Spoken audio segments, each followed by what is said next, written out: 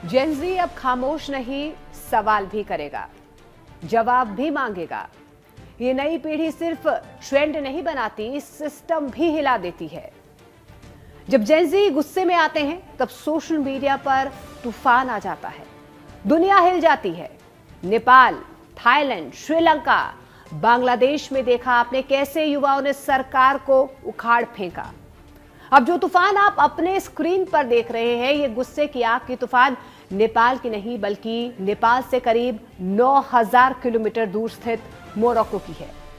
Morocco एक ऐसा देश जो वर्ल्ड का बेस्ट टूरिस्ट प्लेस माना जाता है, लेकिन अब यह खूबसूरत सा शहर भी गुस्से की आक्रोश में जल रहा है। कहीं गाड़ियां जल रही हैं तो कहीं मुंह पर नकाब पहने युवा सरकार को उखाड़ फेंकने के लिए सड़क पर उतर चुके हैं।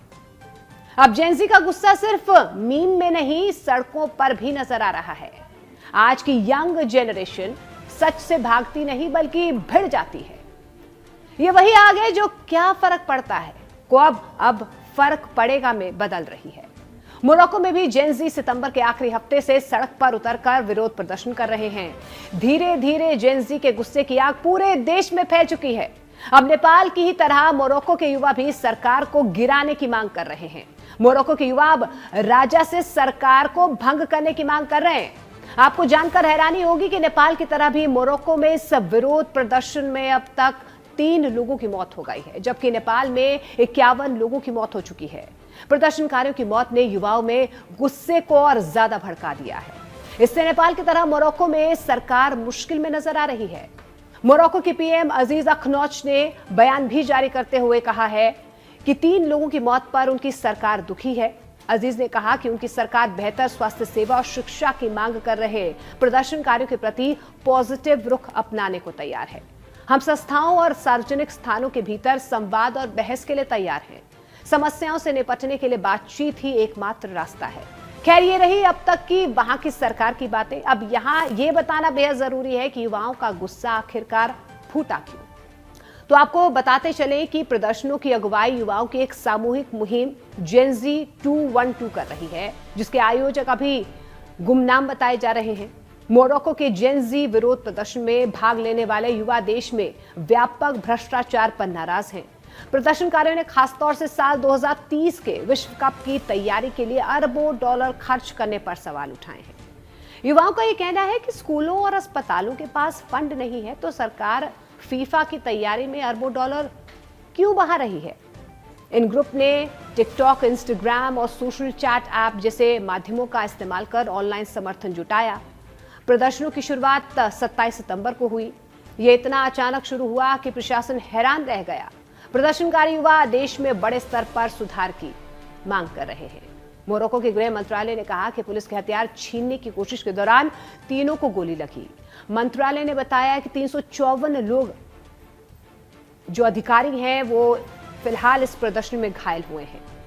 उन्होंने बताया कि देश के 23 प्रांतों में सैकड़ों कारों, बैंकों, दुकानों और सार्वजनिक इमारतों को नुकसान पहुंचा है। मंत्रालय के मुताबिक पूरे देश में 70% प्रदर्शनकारी नाबालिग हैं।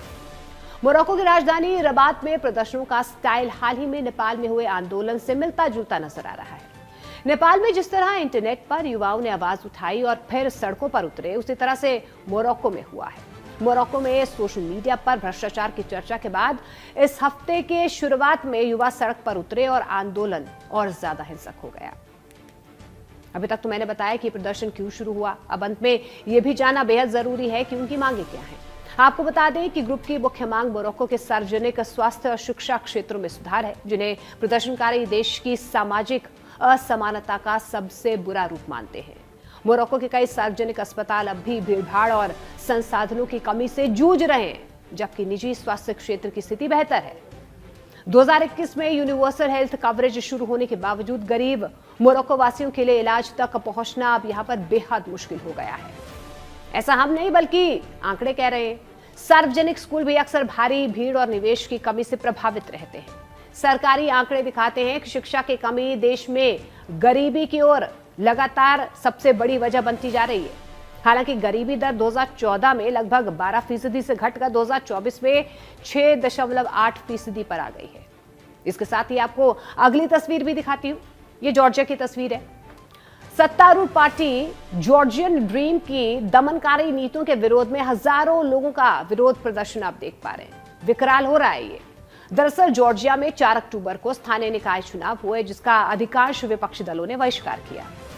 विपक्ष का यह दावा है कि यह चुनाव स्वतंत्र नहीं था और सत्ता पक्ष ने प्रक्रियाओं पर भारी नियंत्रण किया है। विपक्षी नेताओं, पत्रकारों और नागरिक समाज यानी कि एनजीओ पर सरकार की कार्रवाई की यहां पर सीधे तौर पर आलोचना हो रही है। उन्होंने आरोप लगाया है कि सरकार ने विरोध करने वालों पर मुकदमे दर्ज कर लिए हैं।